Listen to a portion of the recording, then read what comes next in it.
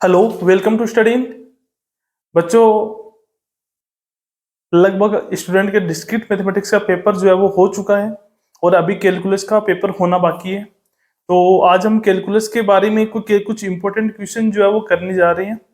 उससे पहले मैं आपको बता दूं कि डिस्क्रीट मैथमेटिक्स के जितने भी वीडियो देखे हैं उनको बहुत जरूर फायदा हुआ होगा, क्योंकि जितने भी क्वेश्चन से अलग अलग यूनिवर्सिटी के मैंने पेपर देखे थे उनमें जितने भी क्वेश्चन आए थे वो सारे के सारे इन्हीं वीडियोज में से आए थे, क्योंकि मैंने जितने भी क्वेश्चन करवाए थे सारे के सारे इंपॉर्टेंट क्वेश्चन थे। और लगभग लगभग हर यूनिवर्सिटी में 60 से 80% जो पेपर है वो जो मैंने वीडियो बनाए हैं जितने भी उन सभी वीडियो में से आए हैं सारे के सारे क्वेश्चन। तो चलिए अभी हम कैलकुलस जो है वो स्टार्ट करते हैं। कैलकुलस की 2 यूनिट जो है वो मैंने वीडियो में बना के डाल रखी है पहले से। वहां से जाइए और वहां से 2 यूनिट को अच्छे से कवर कर लीजिए। देखो, पहले एक बात मैं आपको क्लियर कर देना चाहता हूँ। डिस्क्रीट मैथमेटिक्स में अधिकतर थ्योरम्स थी, इसलिए वहां से फिक्स होता है कि क्वेश्चन यही आएगा। तो मैंने वैसे ही इंपॉर्टेंट क्वेश्चन आपको मैंने करवा दिया, ठीक है। लेकिन यहाँ पर कैलकुलस सही है, कैलकुलस के अंदर थ्योरम्स कम होती है और क्वेश्चंस ज्यादा होते हैं, तो यहाँ से ये फिक्स हम नहीं कर पाते हैं कि कौन सा क्वेश्चन आने की ज्यादा संभावना होती है। लेकिन हम हाँ पॉसिबिलिटी जरूर बताएंगे आपको कि ये क्वेश्चन जो है इंपॉर्टेंट है, ये आ सकते हैं। और मैं अभी वही क्वेश्चन आपको करवाऊंगा जो इंपॉर्टेंट क्वेश्चन है, जो क्वेश्चन है वो एग्जाम में आ सकते हैं, वही क्वेश्चन मैं आपको करवाऊंगा, ठीक है। लेकिन ये याद रखना कि आप कॉन्सेप्ट समझना, क्वेश्चन को मत रखना। कॉन्सेप्ट समझना, अभी मैं आपको कॉन्सेप्ट समझाऊंगा। पहले भी मैंने 2 यूनिट जो करवाई है उनमें मैंने कॉन्सेप्ट समझाया है, ताकि यदि कोई अदर क्वेश्चन आ जाए, जैसे हो सकता है कि क्वेश्चन जो है वो वैसा ही आए जैसा इसमें बुक में दिया हुआ, लेकिन थोड़ी जो नंबर्स है, जो संख्या है वो चेंज कर दे, ठीक है। तो मैंने आपको रटाया नहीं है, मैंने अच्छे से समझाया ये 2 यूनिट। और अभी जो यूनिट करवाने जा रहा हूँ ये भी अच्छे से समझा के ही करवाऊंगा, ठीक है। तो आप अच्छे से समझना इसको। आज अब हम जो स्टार्ट करने जा रहे हैं वो कैलकुलस की सबसे पहली यूनिट है, जो कि है श्रेणी सीरीज। इस श्रेणी के अथवा में जो चैप्टर आता है वो है माध्यमान प्रमेय। तो माध्यमान प्रमेय न करके हम श्रेणी को समझ लेते हैं अभी के लिए, ठीक है। तो श्रेणी देखिए, क्योंकि बहुत सारे स्टूडेंट के कमेंट आए मेरे पास में, सर श्रेणी करवा दीजिए, माध्यमान प्रमेय मत करवाइए, श्रेणी करवा दीजिए। तो मुझे कोई प्रॉब्लम नहीं है, मैं श्रेणी जो है वो करवा देता हूँ आपको। और श्रेणी में इंपॉर्टेंट क्वेश्चन है, कुछ ज्यादा इंपॉर्टेंट है, वो मैं आपको अभी बता देना चाहता हूँ। तो देखिए श्रेणी स्टार्ट करते हैं। श्रेणी, श्रेणी को इंग्लिश में बोलते हैं सीरीज।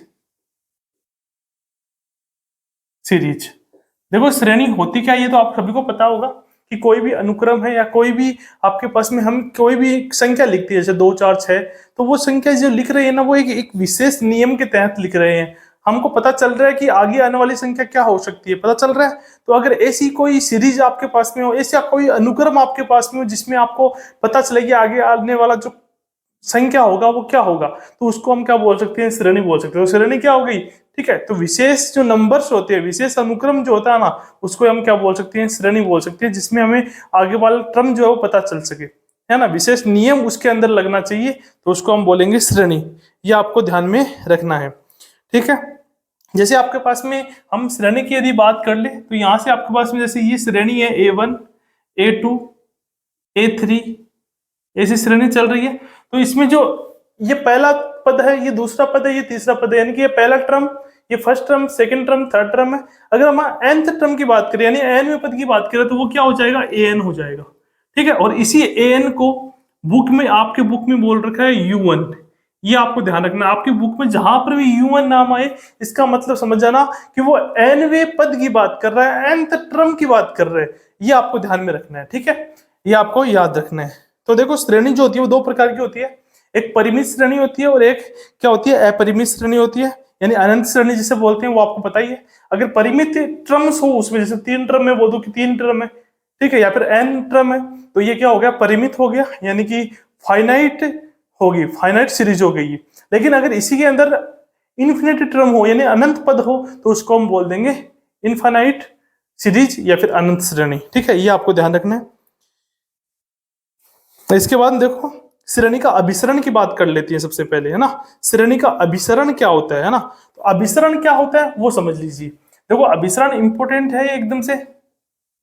अभिसरण, अभिसरण पर क्वेश्चन आपको पक्का मिलेगा एग्जाम में, 100% क्वेश्चन मिलने वाले, है ना। लेकिन यहां से जो मैं डेफिनेशन बताऊंगा ये तो काम में आएगी आएगी, इसके अलावा भी आपको मैं एक दो चीजें और बताऊंगा अभिसरण कैसे पता करते हैं, क्योंकि अलग अलग दो तीन परमें हैं, देलाम्बर परमें हुई, राबी परमें हुई, कोशी परमें हुई, तो उनके अकॉर्डिंग हम अभिसरण के बारे में बताएंगे।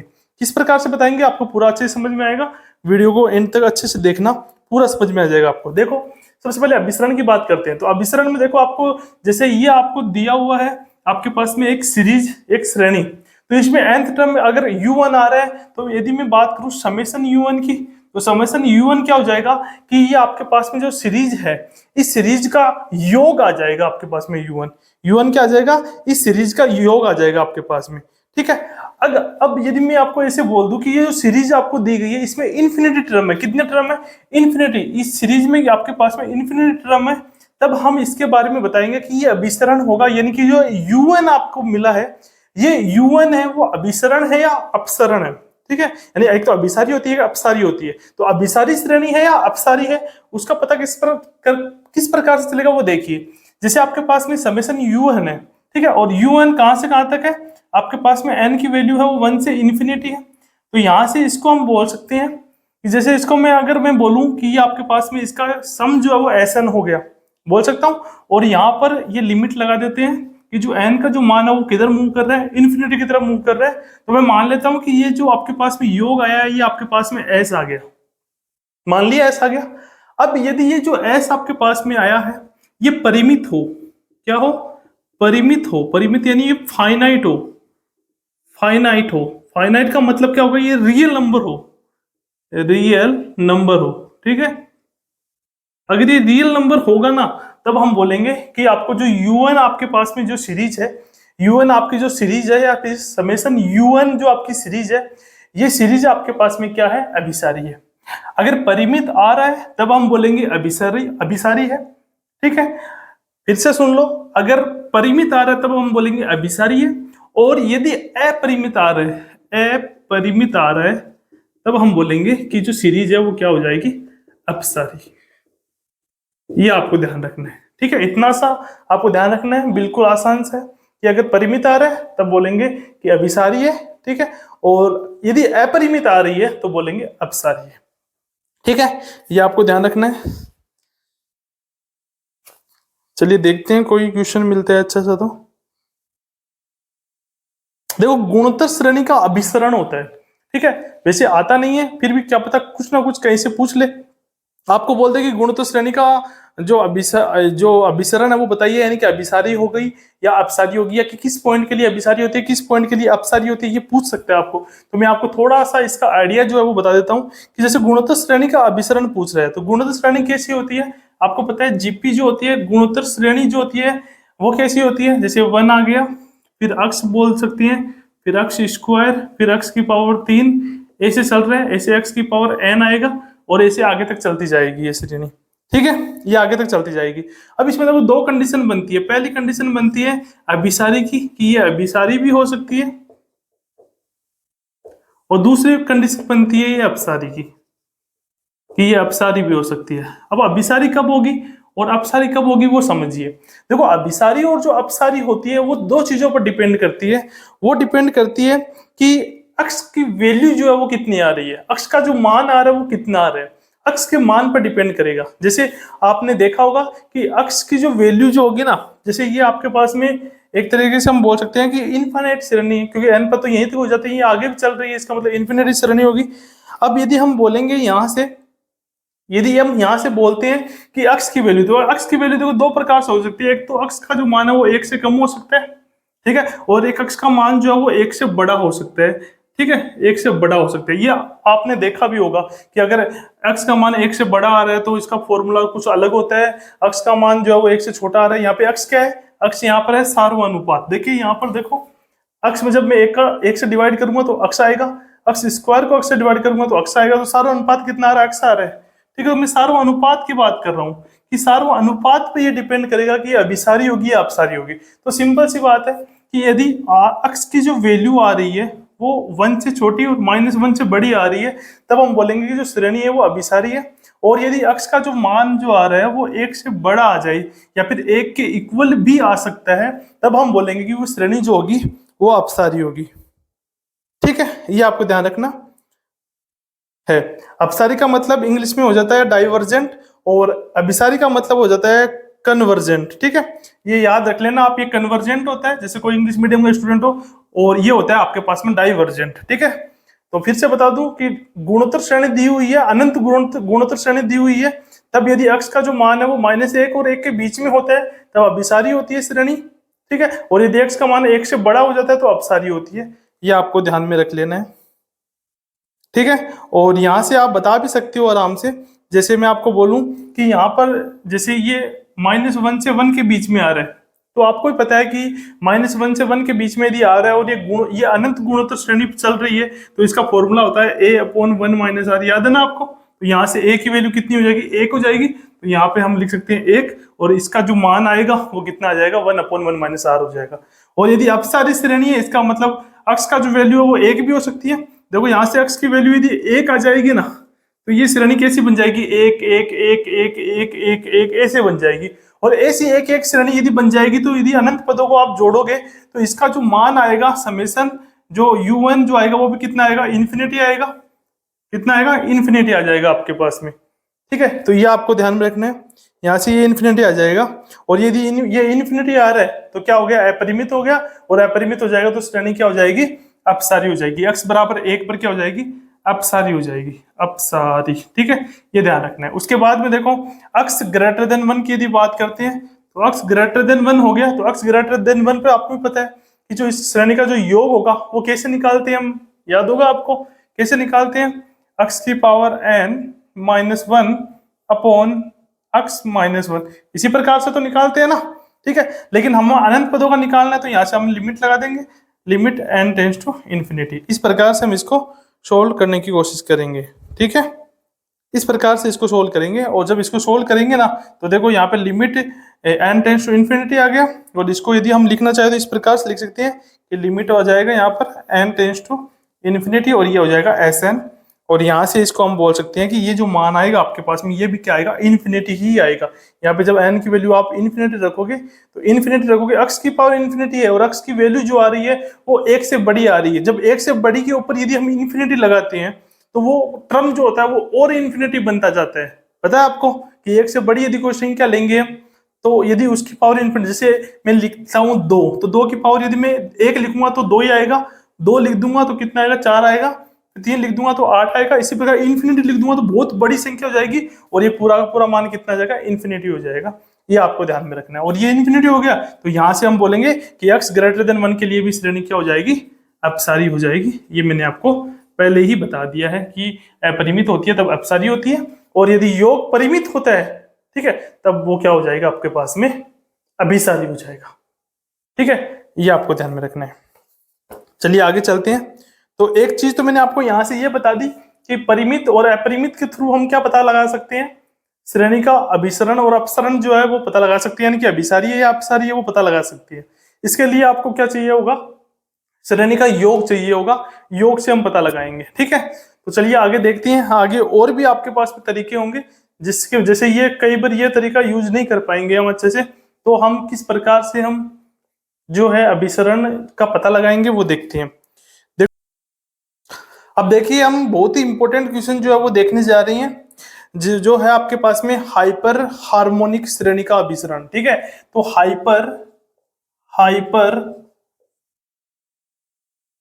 हार्मोनिक श्रेणी का अभिसरण। ठीक है, ये क्वेश्चन जो है बहुत ज्यादा इंपॉर्टेंट क्वेश्चन है, और बहुत ज्यादा इंपॉर्टेंट क्वेश्चन क्यों है ये भी मैं आपको बता देता हूं, क्योंकि ये जो क्वेश्चन है आपके पास में ये 2004 में आया हुआ है, 2012 में आया हुआ है, 2017 में आया हुआ है, और इसके अलावा भी और बार आया हुआ होगा। मेरे पास में इसके बाद का अपडेट नहीं है। तो ये बहुत ज्यादा इंपॉर्टेंट क्वेश्चन जो है वो मेरे को लग रहा है, तो ये क्वेश्चन आप अच्छे से समझना, बहुत ही आसान क्वेश्चन है। देखो हाइपर हार्मोनिक श्रेणी कौन सी होती है ये आपको ध्यान में रखना है। वैसे ये एग्जाम में आएगा लिखा हुआ कौन सी श्रेणी होती है, फिर भी आपको थोड़ा सा आइडिया पता होना चाहिए कि ये 1/n की पावर p टाइप की होती है। 1/n की पावर p टाइप का मतलब क्या हुआ? जैसे मैं बोलूँ कि 1/1 की पावर p हो गया, प्लस 1/1 2 की पावर p हो गया, प्लस 1/3 की पावर p हो गया, 1/4 की पावर p हो गया, 1/5 की पावर p हो गया। इस प्रकार से ये चलती जा रही है और लास्ट में आएगा 1/n की पावर p और ये आगे और भी चलती जाएगी। इस प्रकार से ये श्रेणी है, ठीक है। इसमें आपको दो बातें बोल रहे हैं। देखो पहली बात क्या है, पहली बात बोल रहा है कि अभिसारी होगी, ये जो श्रेणी है ये अभिसारी होगी, अभिसारी होगी होगी यदि p ग्रेटर देन 1। इसका मतलब क्या हुआ, इसका मतलब हुआ will be convergent if p greater than 1, यानी कि कन्वर्जेंट होगी।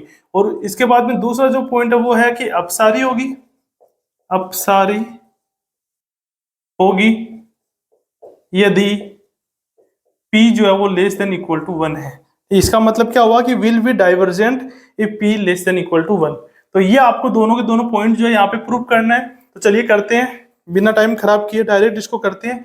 तो देखिए क्या है आपके पास में, इसका सॉल्यूशन देखिए किस प्रकार से आपको करना है एग्जाम में, वो समझ लीजिए। देखो यहाँ पर ये आपको जो सीरीज दी हुई है, इस सीरीज को आपको ध्यान से देखना है।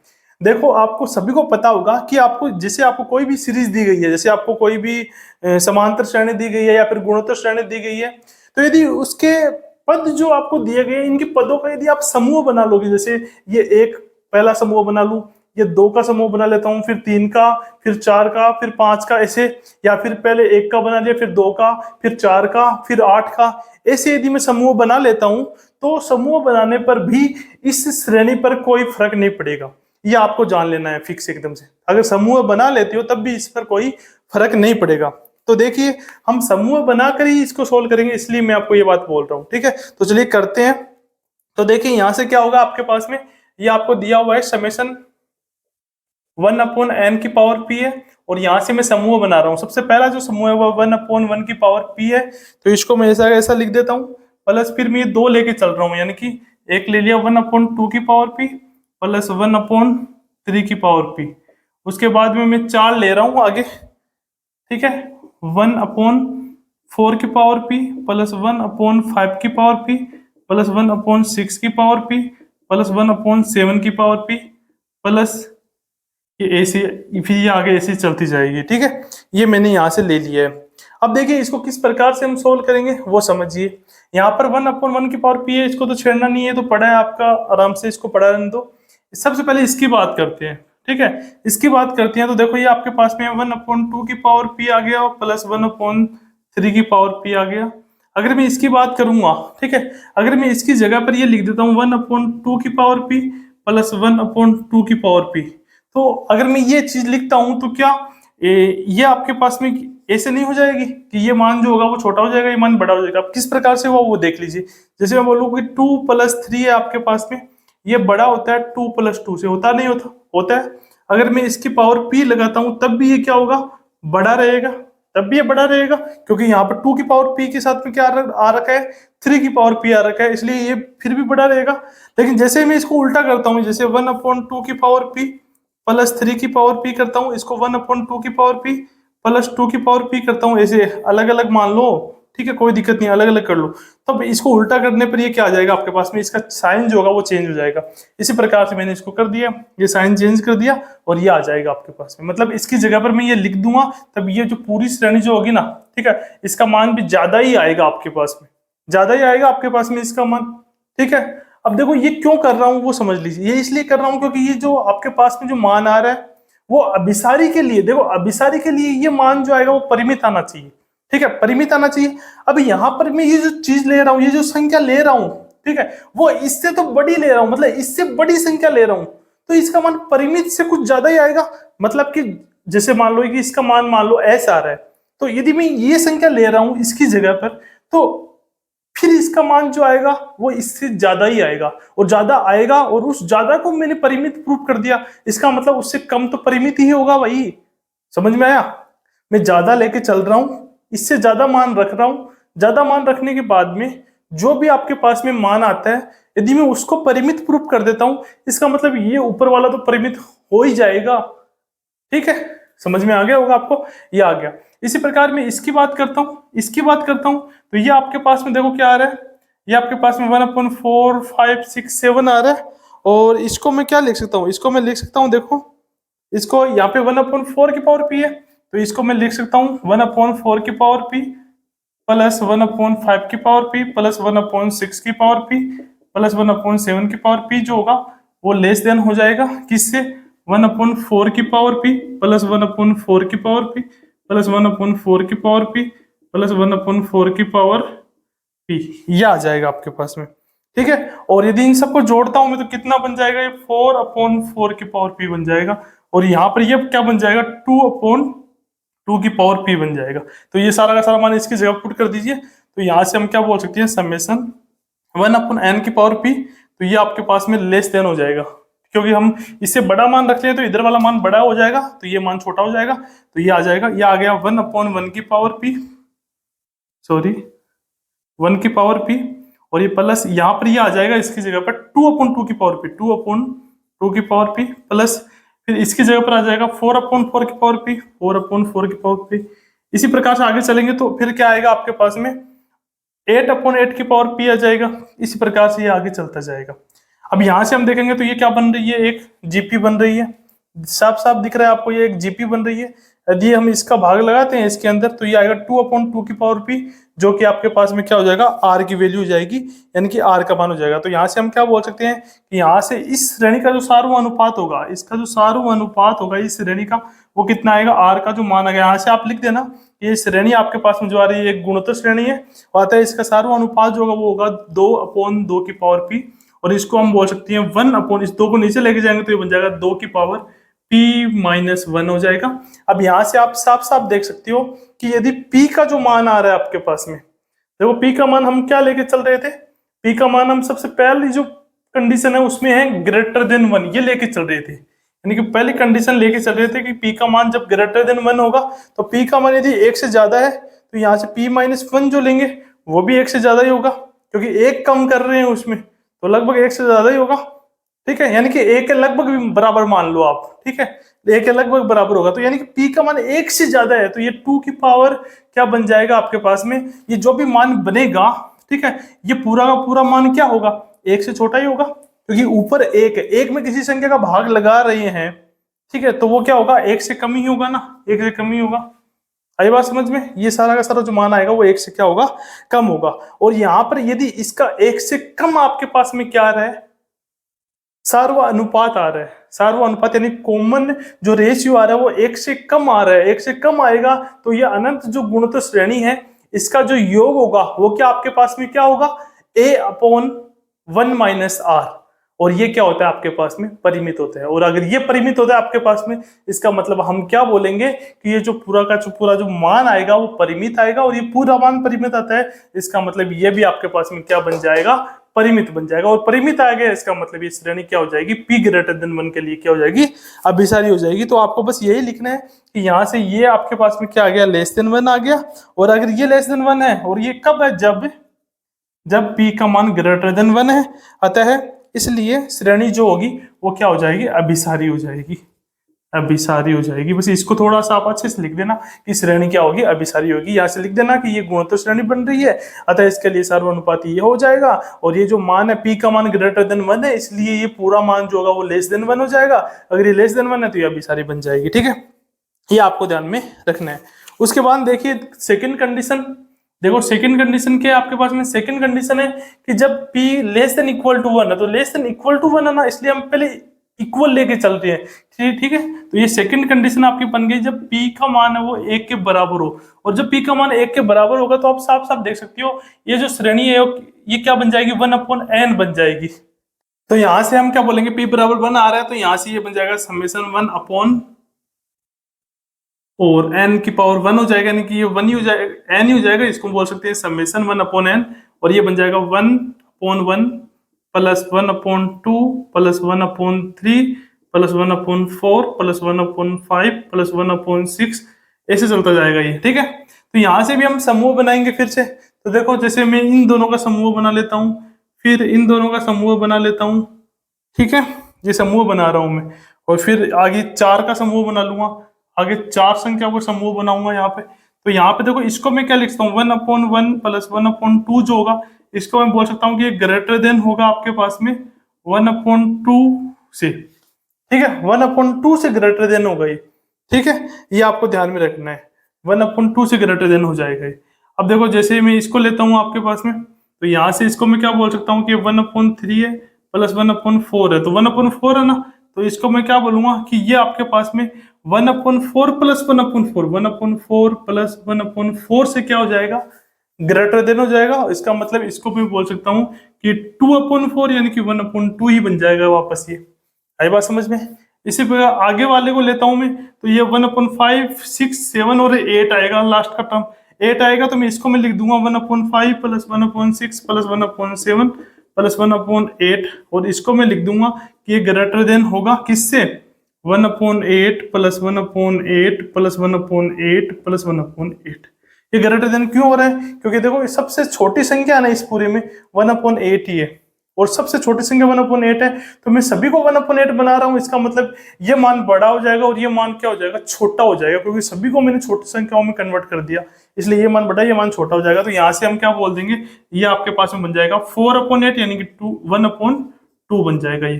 ठीक है, तो चलिए करते हैं इसको, मैं लिख सकता हूँ 1/n बराबर ये बन जाएगा 1/2 प्लस ये बन जाएगा 1/2 प्लस 1/2, इस प्रकार से चलती जाएगी आगे तक। ठीक है, ये अनंत श्रेणी है, ये इसी प्रकार चलती जाएगी और इसका मान जो आएगा वो ग्रेटर देन हो जाएगा।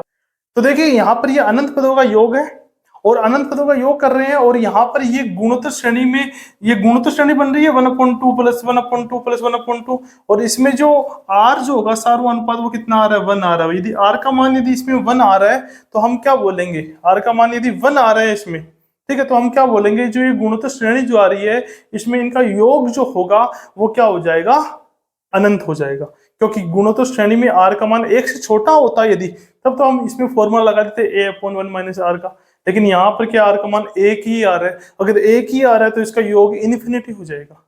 आई बात समझ में, और अगर इन्फिनिटी इसका योग हो जाएगा ना, तो ये पहले से देखो इन्फिनिटी आ रहा है और साथ में ये मान जो है वो इन्फिनिटी से भी बड़ा आ रहा है, तो इन्फिनिटी से बड़ा आ रहा है, इसका मतलब इसका जो योग आ रहा है वो अपरिमित आ रहा है, इसका मतलब ये जो होगा वो p बराबर 1 के लिए क्या हो जाएगा, अपसारी हो जाएगा, अपसारी हो जाएगा। ये आपको ध्यान रखना है। अब देखो तीसरी कंडीशन जो है ना वो आप यहीं पे समझ लो कि तीसरी कंडीशन आपके पास में क्या होगी कि p जो है वो लेस देन 1 है, यानी तीसरी कंडीशन आपके पास में p जो है वो लेस देन क्या आ रहा है, 1 आ रहा है। यदि p का मान लेस देन 1 है तो यहाँ से मैं क्या बोल सकता हूँ कि समेशन 1/n की पावर p जो होगा वो, ध्यान से देखो जो p का मान जो है ना यहाँ पे ये बोल रहा है कि 1 से कम है, यदि p का मान 1 से कम होगा, ठीक है, जैसे p का मान हम कम करेंगे तो ये वैल्यू जो होगी ना पूरी की पूरी कम होती जाएगी, जैसे p का मान कम करेंगे तो ये वैल्यू कम होती जाएगी, और ये वैल्यू जैसे जैसे कम हो जाएगी वैसे वैसे इसका मान बढ़ता जाएगा।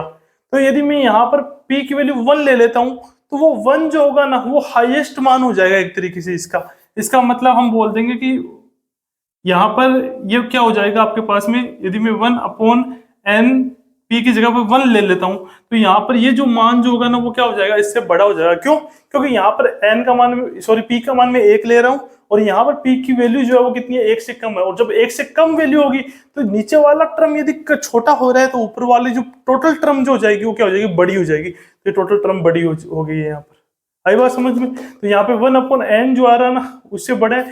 यदि हम इसमें लिमिट लगाते हैं, limit n tends to infinity लगाते हैं, यहाँ पे आएगा समेशन 1/n की पावर p, और यहाँ पे भी लगा देती है limit n tends to infinity 1/n। ठीक है, यहाँ पर भी हमने लगा दिया ये। ठीक है, तो यहाँ पे देखो limit n tends to infinity 1/n आ रहा है, तो यहाँ पे इन्फिनिटी जैसे ही हम रखेंगे, ठीक है, जैसे पहले 1 रखा, फिर 2 रखा, 3 रखा, 4 रखा, 5 रखा, ये वही कंडीशन बन गई जैसे यहाँ पे बन रही थी, सेम टू सेम यही कंडीशन यहाँ पे आ गई। अब यही मान इन्फिनिटी आ रहा है और ये इन्फिनिटी से भी बड़ा आ रहा है, इसका मतलब ये क्या हो जाएगा आपके पास में, ये जो वैल्यू है वो क्या हो जाएगी, इन्फिनिटी से बड़ी हो जाएगी। अगर ये वैल्यू इन्फिनिटी से बड़ी होगी तब हम क्या बोलेंगे कि p लेस देन 1 के लिए क्या हो जाएगा, जो श्रेणी है वो अपसारी हो जाएगी। ठीक है, तो इस प्रकार से आप इस क्वेश्चन को कर सकते हो, बहुत ही इंपॉर्टेंट क्वेश्चन है, आपको समझ में आया होगा, जितना समझ में आया उतना जरूर एग्जाम में करके आना। मैं कहता हूँ आपको पूरे में पूरे नंबर आ जाएंगे, बस थोड़ा सा आप स्टेप को ध्यान में रखना कि यहाँ पर हमने 2-2 टर्म को जोड़ के फिर इसको सोल्व किया है, और यहाँ पर हमने स्टार्टिंग से 2-2 टर्म लेकर पहले 2 टर्म फिर 2 टर्म फिर हमने 4 टर्म लिए, फिर आगे करोगे तो 8 टर्म लेना है, लेकिन हमको आगे तक करना नहीं है, केवल यहीं तक करना है और फिर इसको सोल्व करना है, तो आपका ये आंसर आ जाएगा। तो दोस्तों ये वीडियो काफी लंबा बन चुका है, तो नेक्स्ट वीडियो में मैं इसका जो अगला पार्ट है वो डालता हूँ, तब तक आप इसको अच्छे से समझिए। अगला वीडियो है वो आपके पास में जल्द से जल्द मिल जाएगा।